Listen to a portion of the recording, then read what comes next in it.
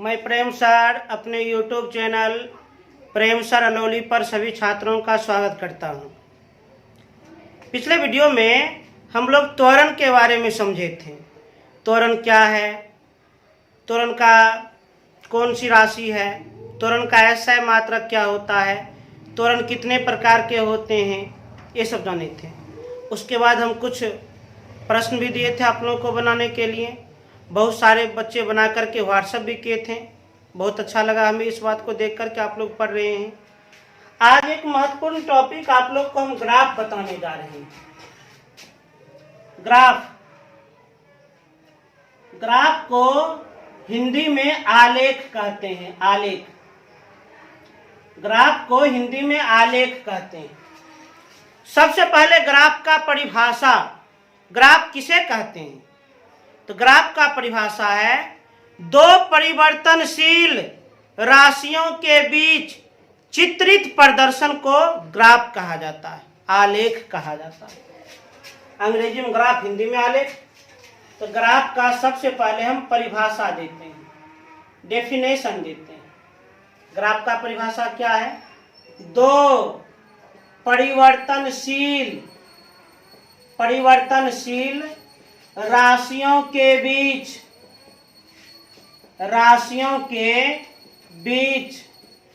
चित्रित प्रदर्शन ग्राफ कहलाता है। ग्राफ कहलाता है। दो परिवर्तनशील राशियों के बीच चित्रित प्रदर्शन ग्राफ कहलाता है।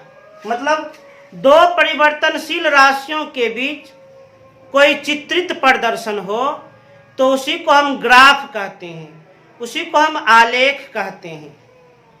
अच्छा, परिवर्तनशील राशि किसे कहते हैं? परिवर्तनशील राशि किसे कहते हैं? परिवर्तनशील राशि वैसी राशि जो हमेशा परिवर्तित होते रहे, वैसी राशि जो हमेशा बदलते रहे, उसी को परिवर्तनशील राशि कहते हैं। वैसी राशि जिसका मान हमेशा परिवर्तित होते रहे, जिसका मान हमेशा बदलते रहे, उसी को हम परिवर्तनशील राशि कहते हैं। वही परिवर्तनशील राशि कहलाता है। परिवर्तनशील राशि का परिभाषा मैं इसे मौखिक दे दिए। वैसी राशि जिसका मान हमेशा परिवर्तित होते रहे, उसी को परिवर्तनशील राशि कहते हैं। परिवर्तनशील राशि ये दो प्रकार के होते हैं।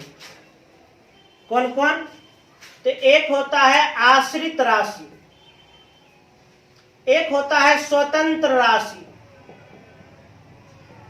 स्वतंत्र राशि और एक होता है आश्रित राशि। आश्रित राशि। परिवर्तनशील राशि ये दो प्रकार के होते हैं। एक होता है स्वतंत्र राशि, एक होता है आश्रित राशि। स्वतंत्र राशि किसे कहते हैं? वैसा राशि जो किसी भी अन्य राशि पर निर्भर नहीं करता हो, उसी को हम स्वतंत्र राशि कहते हैं। स्वतंत्र राशि का परिभाषा, स्वतंत्र राशि का डेफिनेशन, वैसा राशि जो किसी अन्य राशि पर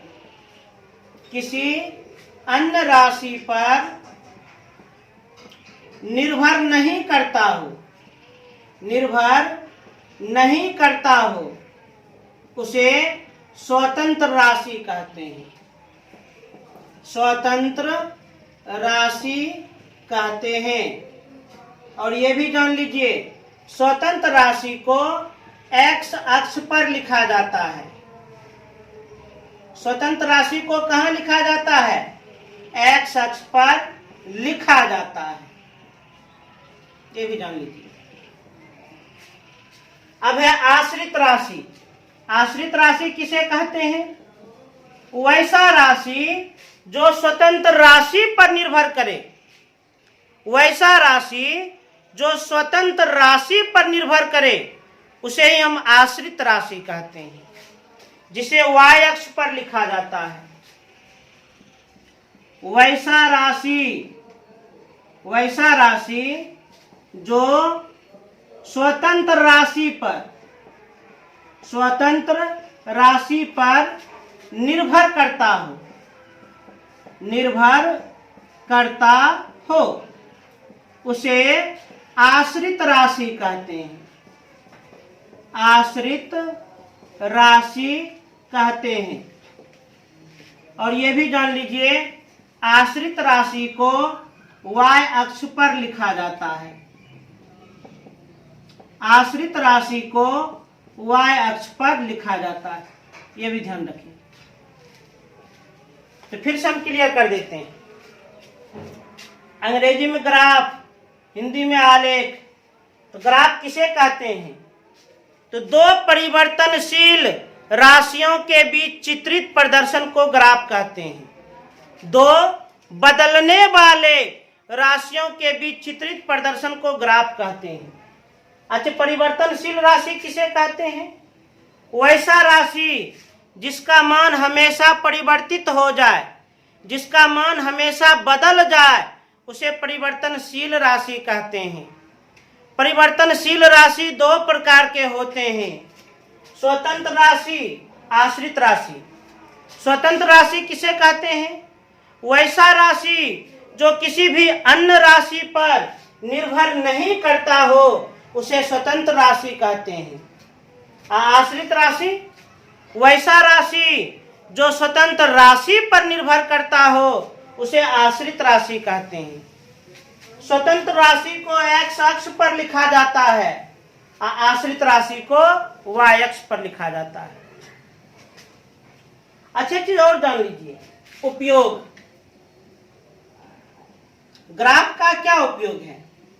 आज के इस युग में ग्राफ का बहुत ज्यादा उपयोग हो गया है, क्योंकि ग्राफ की सहायता से बहुत अधिक जानकारी को काफी कम समय में और आसानी से समझ जाते हैं। ग्राफ के द्वारा अधिक से अधिक सूचना को काफी कम समय में बहुत इजीली समझ जाते हैं। यही कारण है कि ग्राफ का आजकल बहुत बड़ा उपयोग हो गया है। जैसे मानकर चलिए, ग्राफ की सहायता से क्रिकेट मैच में अलग अलग ओवर में कितने कितने रन बने हैं, ये जानकारी तुरंत मिल जाती है। जैसे मानकर चलिए, ग्राफ की सहायता से अलग अलग देश में कोरोना का कितना पेशेंट है, हम तुरंत आसानी से समझ सकते हैं।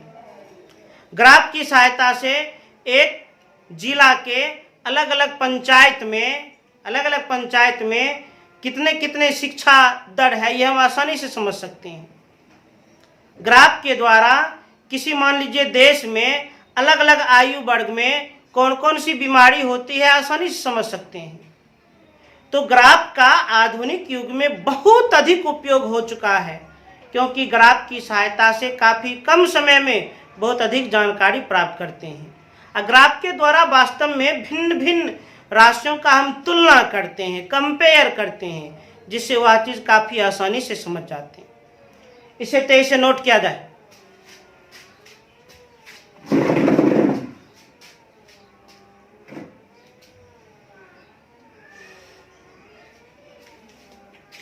तो ग्राफ, परिभाषा, परिवर्तनशील राशि, स्वतंत्र राशि, आश्रित राशि। अब अगला पॉइंट है, ग्राफ कैसे खींचा जाता है, आलेख कैसे खींचा जाता है। थोड़ा इस बात पर चिंतन मनन कर लिया जाए।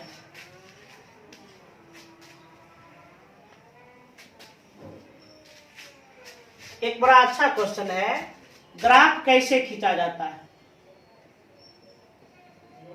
ग्राफ अंग्रेजी शब्द है ग्राफ, जिसको हिंदी में हम क्या कहते हैं, आलेख। ग्राफ कैसे खींचा जाता है, कैसे खींचा जाता है। तो जान लीजिए, ग्राफ खींचने के कुल 4 चरण होते हैं। ग्राफ खींचने के कुल 4 स्टेप्स होते हैं। सबसे प्रथम चरण में हम अक्षों का चुनाव करते हैं। द्वितीय चरण में उन अक्षों पर उचित पैमाना का उपयोग करते हैं। तृतीय चरण में बिंदुओं का अंकन करते हैं और चतुर्थ अर्थात अंतिम चरण में हम उन बिंदुओं को मुक्त हस्त से मिला देते हैं। ग्राफ कैसे खींचा जाता है? इसका जवाब है, इसका उत्तर है, ग्राफ खींचने के मुख्यतः 4 चरण हैं। ग्राफ खींचने के मुख्यतः 4 चरण हैं। मुख्यतः 4 चरण हैं। ग्राफ खींचने के मुख्यतः कितने चरण हैं? 4 चरण हैं, 4 स्टेप से हैं। कौन कौन? पहला, सर्वप्रथम अक्षों का चुनाव किया जाता है। सबसे पहले अक्षों का चुनाव किया जाता है। दूसरा, उसके बाद उन अक्षों पर उचित पैमाना का उपयोग करते हैं। उचित पैमाना का उपयोग करते हैं। तीसरा, बिंदुओं का अंकन करते हैं। बिंदुओं का अंकन करते हैं। और चौथा, बिंदुओं को मुक्त हस्त से मिलान कर देते हैं। इन्हीं 4 चरणों के द्वारा ग्राफ खींचा जाता है। एक एग्जाम्पल समझिए, एक उदाहरण समझिए। जैसे हम यहां पर एक एग्जाम्पल देते हैं, एकदम ध्यान से। आप लोगों का पसंदीदा खेल क्रिकेट ने, मान लीजिए 5 ओवर का एक क्रिकेट मैच हुआ। अब प्रत्येक ओवर में बनने वाले रन को हम दिखाते हैं। 5 ओवर का क्रिकेट मैच हुआ, प्रत्येक ओवर में बनने वाले रन को दिखाते हैं। पहला ओवर में मानकर चलिए 10 रन बना है। दूसरा ओवर में 8 रन बना है। तीसरा ओवर में मानकर चलिए यहां पर 20 रन बन गया है, 20 रन। दूसरा ओवर मानकर चलिए 15 रन बना है। चौथा ओवर में 5 ही रन बना है। और 5वां ओवर में मानकर चलिए कि 30 रन बन गया। पहला ओवर में 10 रन, दूसरा ओवर में 15 रन, तीसरा ओवर में 20 रन, चौथा ओवर में 5 रन, 5वां ओवर में 30 रन। काफी विस्फोटक बैटिंग हुआ, नहीं? काफी विस्फोटक बैटिंग हुआ, ये समझ लीजिए। 5 ओवर का मैच था। अब ध्यान दीजिए, अब इसे हम ग्राफ पर प्रदर्शित करेंगे। 5 ओवर के मैच में प्रत्येक ओवर में कितना रन बना है, इसको हम दिखाएं। तो ग्राफ कैसे खींचा जाता है? जवाब है, ग्राफ खींचने के मुख्यतः 4 चरण हैं।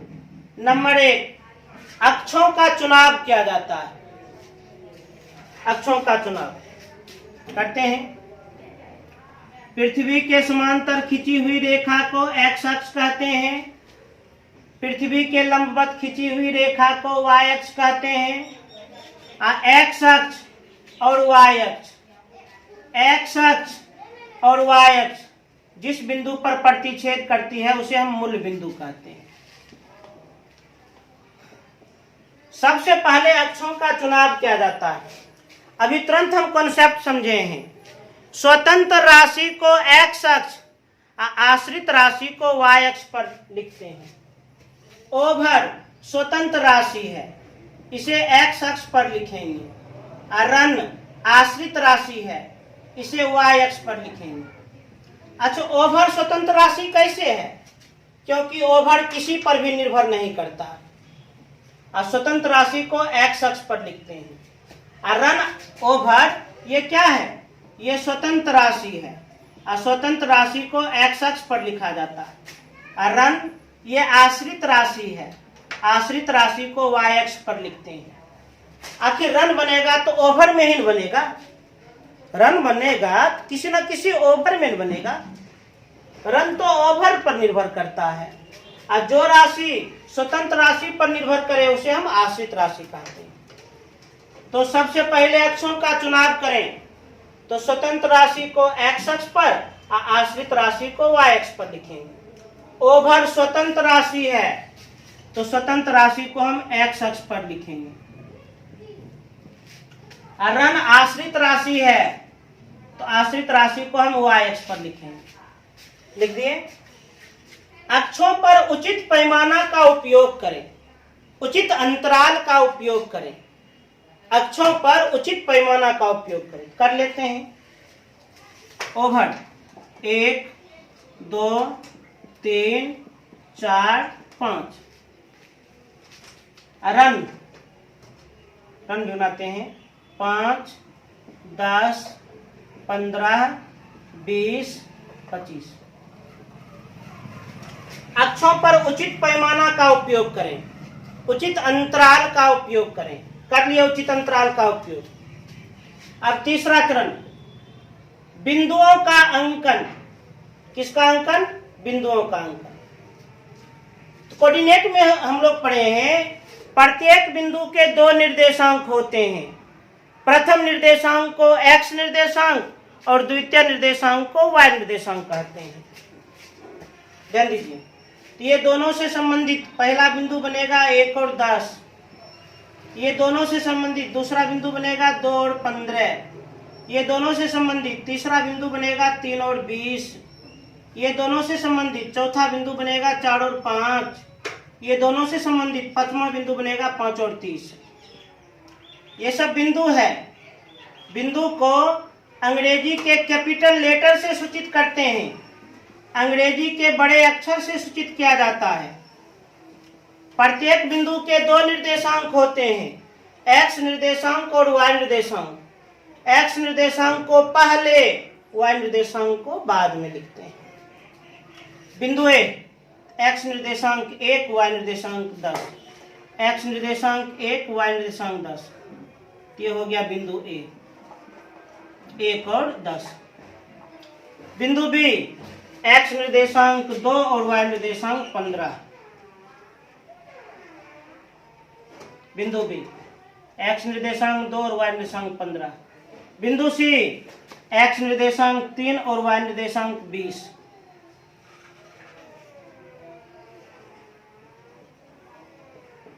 बिंदु डी, x निर्देशांक 4 और y निर्देशांक 5। बिंदु ई, x निर्देशांक 5 और y निर्देशांक 30। एक और बढ़ाना पड़ जाएगा।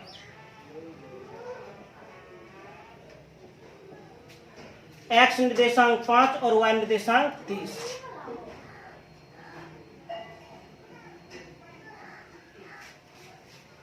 तीसरा वितरण समाप्त।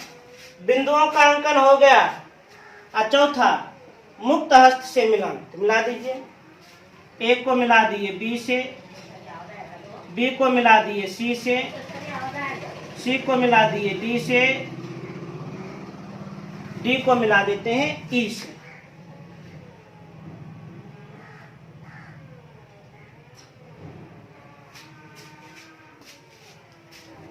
ग्राफ किसे कहते हैं?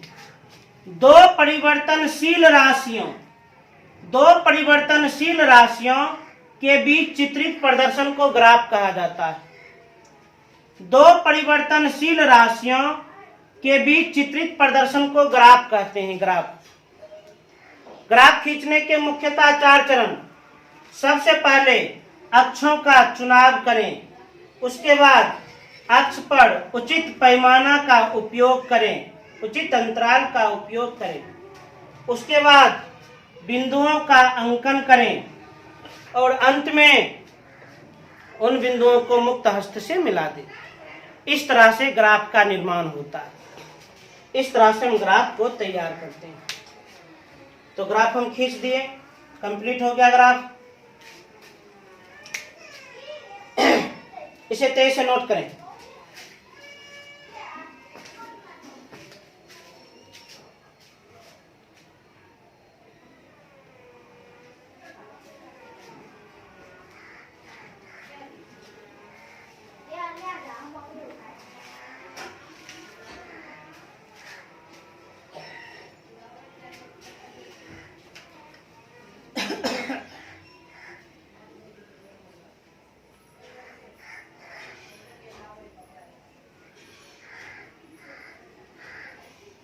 अब आपके पाठ्यक्रम के अनुसार हम लोग 3 ग्राफ का अध्ययन करेंगे। आपके पाठ्यक्रम के अनुसार हम लोग 3 ग्राफ का अध्ययन करेंगे। कौन कौन ग्राफ देख लिया जाए। सबसे पहले दूरी समय ग्राफ। दूरी समय ग्राफ, जिसको अंग्रेजी में डिस्टेंस टाइम ग्राफ कहते हैं। उसके बाद विस्थापन समय ग्राफ। विस्थापन समय ग्राफ, जिसको अंग्रेजी में डिस्प्लेसमेंट टाइम ग्राफ कहते हैं। और तीसरा वेग समय ग्राफ। वेग समय ग्राफ, जिसको अंग्रेजी में वेलोसिटी टाइम ग्राफ कहते हैं। ग्राफ मुख्यतः 3 प्रकार के होते हैं। आपके पाठ्यक्रम आपके पाठ्यक्रम के अनुसार, आपके सिलेबस के अनुसार मुख्य रूप से 3 ग्राफ का हम अध्ययन करेंगे। दूरी समय ग्राफ, डिस्टेंस टाइम ग्राफ, जब किसी वस्तु के द्वारा तय की गई दूरी को एक्स अक्ष पर, किसी वस्तु के द्वारा तय की गई दूरी और उसमें लगने वाले समय के बीच खींचा गया ग्राफ दूरी समय ग्राफ कहलाता है। किसी वस्तु के द्वारा तय किया गया विस्थापन और उसमें लगने वाले समय के बीच खींचा गया ग्राफ विस्थापन समय ग्राफ कहलाता है। और किसी वस्तु के द्वारा प्राप्त की गई वेग और उसमें लगने वाले समय के बीच खींचा गया ग्राफ वेग समय ग्राफ कहलाता है। आपके पाठ्यक्रम के अनुसार यही 3 ग्राफ का अध्ययन करेंगे। किसी वस्तु के द्वारा तय की गई दूरी और उसमें लगने वाले समय के बीच खींचा गया ग्राफ दूरी समय ग्राफ कहलाता है। किसी वस्तु के द्वारा तय किया गया विस्थापन और उसमें लगने वाले समय के बीच खींचा गया ग्राफ विस्थापन समय ग्राफ कहलाता है। और किसी वस्तु के द्वारा प्राप्त की गई वेग और उसमें लगने वाले समय के बीच खींचा गया ग्राफ वेग समय ग्राफ कहलाता है। बड़ा ही इंपॉर्टेंट टॉपिक है। और इसी टॉपिक से संबंधित हम लोग गति समीकरण का अध्ययन करेंगे। इसी टॉपिक से संबंधित हम लोग गति समीकरण का अध्ययन करेंगे। गति का पहला समीकरण v बराबर u प्लस at होता है। दूसरा s बराबर ut plus half at square होता है। तीसरा v स्क्वायर बराबर u स्क्वायर प्लस 2as होता है। इसी से संबंधित इन तीनों समीकरण का अध्ययन करेंगे। अभी तो आप लोग को ये कुछ भी समझ में नहीं आ रहा होगा, कुछ भी समझ में नहीं आ रहा होगा। आएगा, जरूर आएगा। ये बड़ा लॉन्ग टॉपिक है। तो सबसे पहले हम इसका वर्णन करेंगे, कम से कम 3 क्लास लगेगा। पुनः इसका वर्णन करेंगे, इसमें भी कम से कम 3 क्लास लगेगा। पुनः इसका वर्णन करेंगे, इसमें भी कम से कम 3 क्लास लगेगा।